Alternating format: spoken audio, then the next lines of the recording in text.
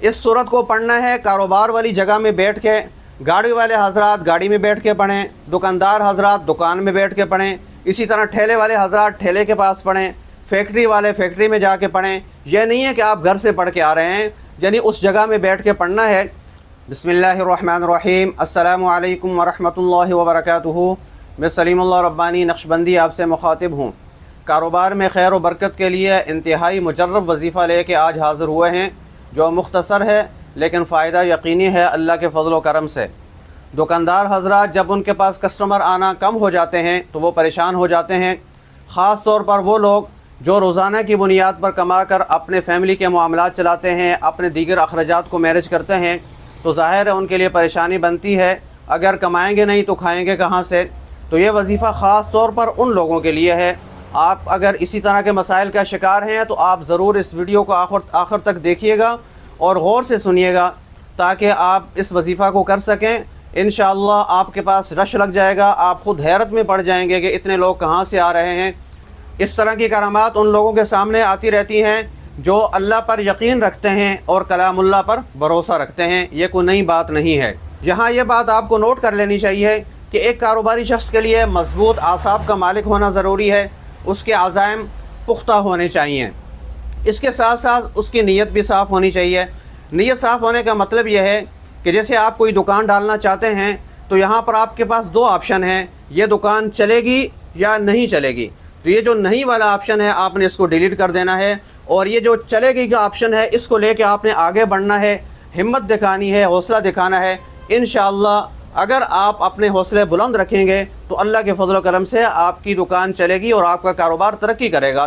شاعر کہتا ہے، ارادے جن کے پختہ ہوں، نظر جن کی خدا پہ ہو، تلاطم حیض موجوں سے وہ گھبرایا نہیں کرتے۔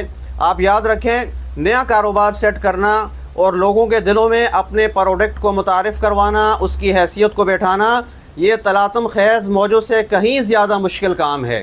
اگر آپ بھی چاہتے ہیں کہ آپ ایک کامیاب کاروباری بنیں تو آپ کو ہمت اور حوصلے سے کام لینا ہوگا، انشاءاللہ کاروبار چلے گا اور خوب چلے گا۔ یہاں پر ایک واقعہ آپ کو سنا دوں۔ 4 دن پہلے میرے پاس میسج آیا، ایک صاحب تھے ٹھیلا والے، کہنے لگے میرا کاروبار ٹھیلا اچھا نہیں چل رہا، آپ مجھے وظیفہ بتا دیں، دعا کر دیں۔ میں نے اس کو وظیفہ بتایا اور دعا کی اس کے لیے۔ دوسرے دن اس کا میسج آیا، الحمدللہ میرا کاروبار بہت اچھا چلا۔ تیسرے دن اسی شخص کا میسج آیا اور کہنے لگا مجھے نقصان ہو گیا۔ میں نے اسے کہا آپ نے ہمت دکھانی ہے، پیچھے نہیں ہٹنا۔ اگر آپ ابھی پیچھے ہٹ گئے تو کبھی بھی کاروباری آپ یعنی ایک اچھا کاروباری انسان نہیں بن سکیں گے۔ اور اس نے تیسرے دن دوبارہ مجھے میسج کیا اور کہا کہ الحمدللہ مجھے آج پھر فائدہ ہوا ہے۔ یہ واقعہ یہاں اس لیے بیان کیا کہ نفع نقصان کاروبار میں لازم ملزوم کی حیثیت رکھتے ہیں۔ آپ نے اپنے کاروبار میں دونوں چیزوں کو ساتھ لے کے چلنا ہے۔ اگر آپ مشکل حالات کا مقابلہ کرنا سیکھ جائیں گے تو آپ ایک اچھے کاروباری انسان بن جائیں گے۔ اب وظیفہ بتاتے ہیں آپ کو۔ قرآن کے 29ویں پارے میں سورہ نوح ہے، یہ 5ویں سورت ہے۔ اگر 29واں پارہ آپ شروع کریں تو اس سورت کو پڑھنا ہے کاروبار والی جگہ میں بیٹھ کے، گاڑی والے حضرات گاڑی میں بیٹھ کے پڑھیں، دکاندار حضرات دکان میں بیٹھ کے پڑھیں، اسی طرح ٹھیلے والے حضرات ٹھیلے کے پاس پڑھیں، فیکٹری والے فیکٹری میں جا کے پڑھیں۔ یہ نہیں ہے کہ آپ گھر سے پڑھ کے آ رہے ہیں، یعنی اس جگہ میں بیٹھ کے پڑھنا ہے۔ اور اس کو پڑھنے کے بعد صرف ایک بار پڑھنا ہے۔